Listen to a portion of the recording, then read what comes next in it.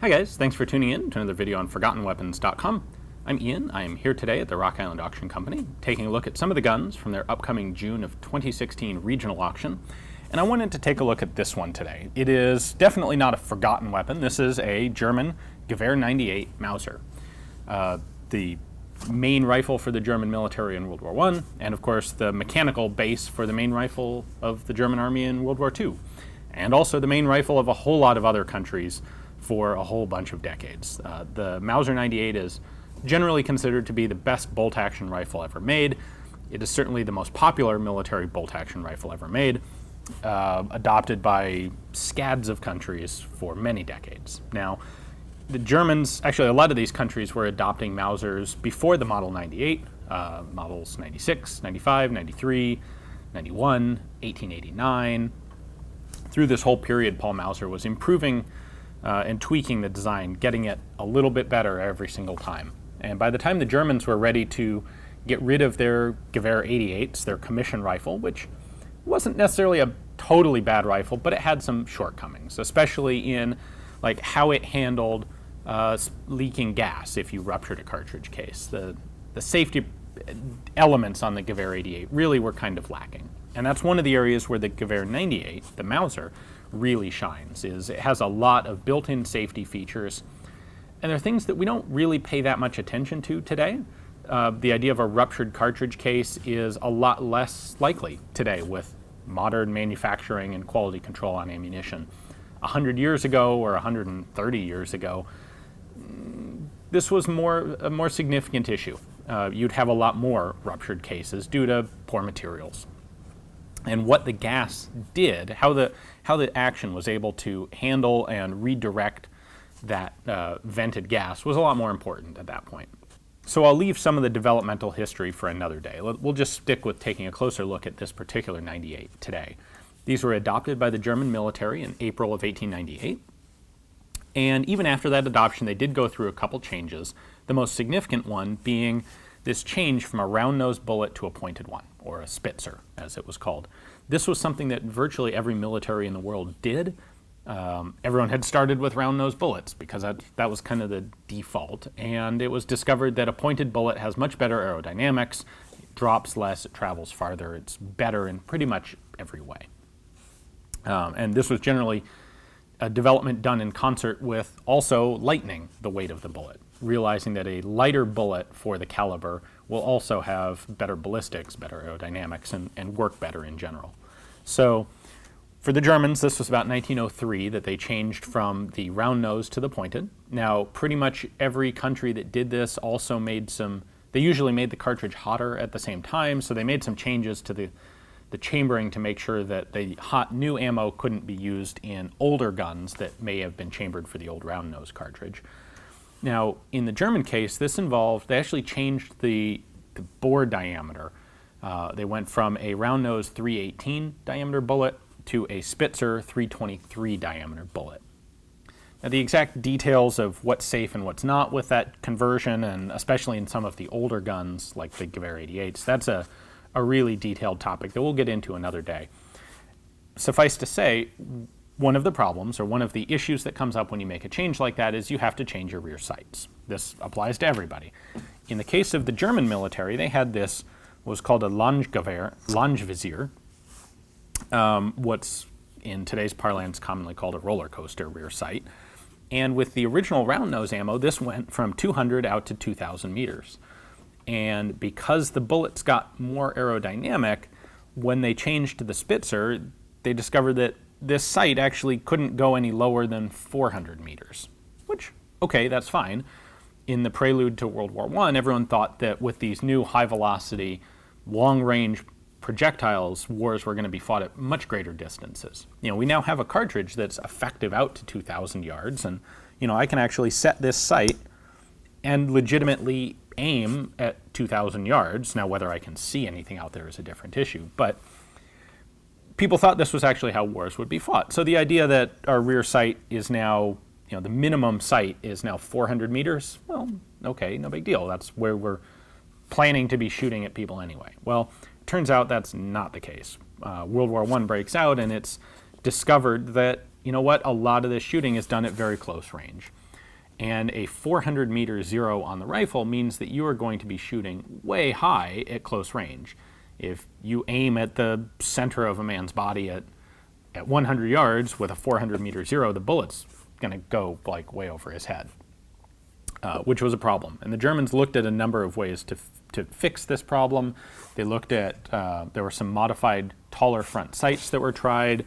They sometimes tried cutting out or deepening the notch on the back of the rear sight. Ultimately, nothing really happened in World War I. They just stuck with this change in zero, and you learn to aim really low with these guns. Now, after the war, they would come up with a different pattern of rear sight that could go down lower, and that evolved into the sight that we commonly see on the K98K, the Karabiner 98 that was used in World War II. Anyway, this Langvizier rear sight, or Langvizier, is one of the defining visual characteristics of the German 98 Mausers. These weren't really used by anybody else. Now, I should probably bring the camera back here so we can take a closer look at some of these details. So let's go ahead and do that. All right, let's start at the front end here. We have a cleaning rod. This is a half-length cleaning rod, and it's threaded at the end. So if you were going to use this for cleaning, you would find your buddy, and you'd both pull out the cleaning rods, thread them together, and then you'd have one that's long enough to actually use. Now, the Germans also used pull-throughs. That was probably the more common way to actually clean the guns. This is our bayonet lug. The Mausers, the German Mausers, are a little bit unusual in that the bayonets didn't use a muzzle ring. Instead, they just had this very long engagement surface back here that snapped into the back of the bayonet handle, and that was deemed to be strong enough for mounting the bayonet. I think the other idea was it would do less to deflect your point of impact when you had the bayonet hanging on the end of the rifle. Better to do it here than to actually have it hanging directly on the barrel. Now, this hook is a little bit unusual to a lot of people. That is actually a sling attachment point. We have what appears to me to be an original World War I German sling on this rifle, which is actually a fairly rare thing to find, fairly valuable piece. One thing you will notice on these rifles is this wire hook. That loops or snaps into that front sling hook like that, and that's an alternative way to hang the sling. You would have it hooked here and in front of the trigger guard. Now here's that rear sight. You obviously see where the roller coaster name comes from, and it's got a button right here that you can depress, and then the whole thing slides forward and back. So this cam track in your base here determines how far up it's going to go. The one advantage to this sight is that it is not dependent on a spring at all. So there's no spring tension that you can lose in this sight. And I suspect that was a big part of why it was adopted in the first place. Unfortunately, the downside is this actually is not a particularly good rear sight picture. These wings kind of get in the way. It might not seem like they would, but they're a bit annoying to have in your field of view the whole time. At any rate, we have a little pointer down here that tells us what range we're set at. This one, of course, is the upgraded pattern. This is for the Spitzer, so it starts at 400 meters and goes out to 2,000. Now we have the receiver ring here. This will have our imperial crest. It'll have the manufacturer location and the manufacturer date. Now, prior to World War I, or rather prior to 1915, these were made by about a half a dozen different arsenals. They were made by Amberg, Danzig, DWM, Erfurt, Mauser, and Spandau. And this, of course, is a Spandau example. After World War I got going, they added another handful of manufacturers to try and pick up on the increased demand of wartime use. Those additional ones would be Sauer, Schilling, Simpson, Haenel, and Oberspree. So as for the dates, not all of these factories were making these guns continuously, so there's a whole special set of date ranges that you can look for if you get really into these. We'll ignore that for now. Simply, this being a pre-World War I gun is pretty cool, I think. You'll also have the exact bore diameter, in this case 7.9, stamped up on the barrel ring. That was something that was done after the guns were, well, when the barrels were made. So you may notice that the barrel is nicely blued and the receiver has no finish on it at all. That is actually correct. when originally made as Gewehr 98s, a number of parts of these were left in the white without finish. The receivers, the bolts, also the cleaning rods, and the butt plates should not be blued. However, when the guns were re-arsenaled after the war, or sometimes by other countries, those parts were generally blued. So if you find one with a finished receiver or a finished bolt, that's a clue that it's been refurbished, or parts have been changed, or it's in some way not directly World War I original. Moving back to the bolt, we have, well, the same thing. The bolt is in the white as it should be. This one is a matching bolt.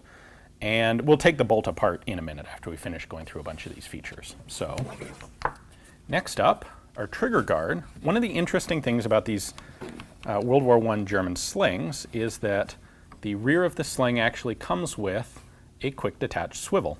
You thought quick detach slings were this modern fancy thing. Yeah, nope, the Germans had these over 100 years ago. Now there are two positions where this sling can be attached. You've got the front of the trigger guard, and you've got a rear sling attachment. If you're going to carry the rifle, you would put it back here.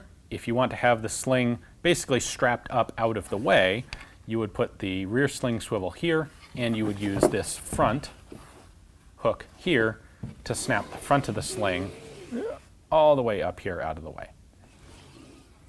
Now, looking at the very back on the buttstock, we have a disc back here that was a place where you could put a unit mark on the gun.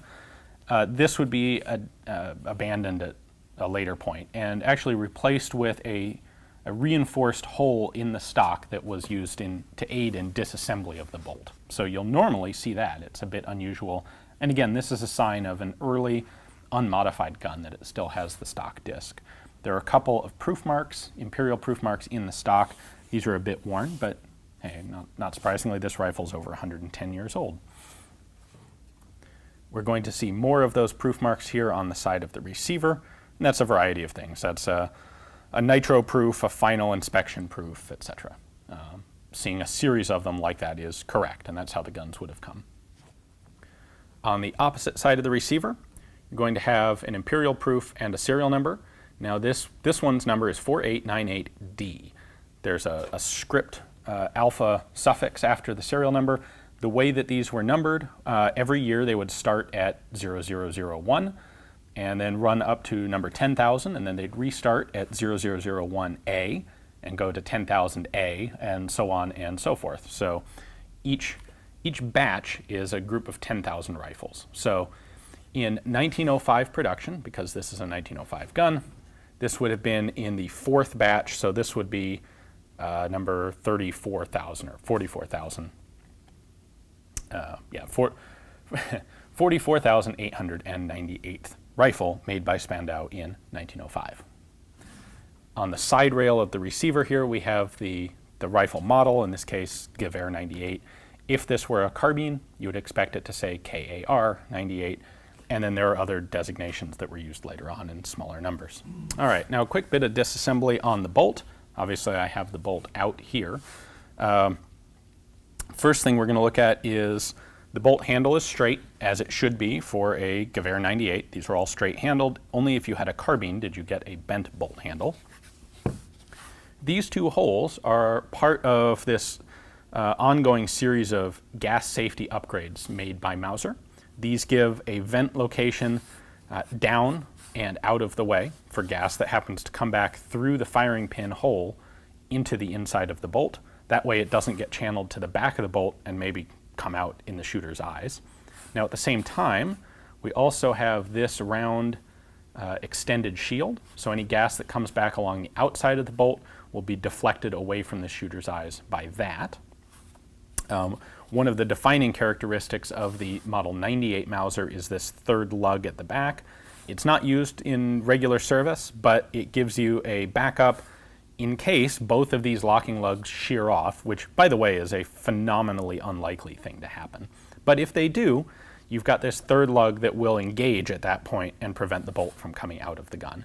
Now, in many cases, a similar function is performed by the bolt handle itself, but on the Model 98, Mauser specifically put in this third lug to do that. The extractor on the 98 is quite the stout and impressive piece. and it does actually slide back and forth, which allows it to do a couple things. It actually improves its performance at extracting really tight cases, and at the same time, it allows it to snap over cartridges when single loaded. So this is really an elaborately well-designed extractor. They are renowned for being very strong and very durable and long-lasting. And the extractor is one place that you can often get a lot of problems in a combat rifle, and the Mauser 98 extractor is one of the best designs out there. It is for good reason that the 98 was considered one of the best bolt-action rifles of the war.